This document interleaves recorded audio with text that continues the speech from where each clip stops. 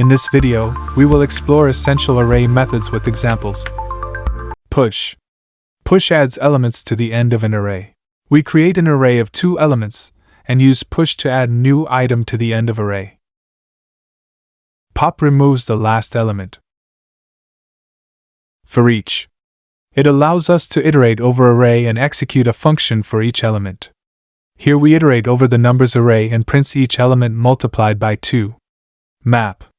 Method creates a new array with modified elements. The map method returns a new array where each element is squared. Filter. This method allows us to transform elements. It returns a new array with elements that meet a condition. Here filter method creates a new array containing only even numbers. Reduce. It accumulates values into a single result.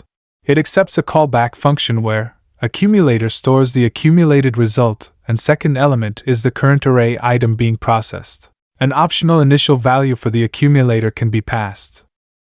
Find. Let's create users array that will have 2 objects inside. The find method iterates over each element in an array and returns the first element that satisfies the provided condition.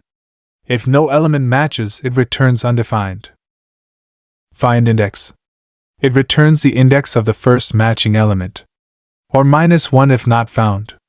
In our example, it returns 0 since object with name Alice is the first element, so index 0. Sort. This method sorts elements alphabetically. Join.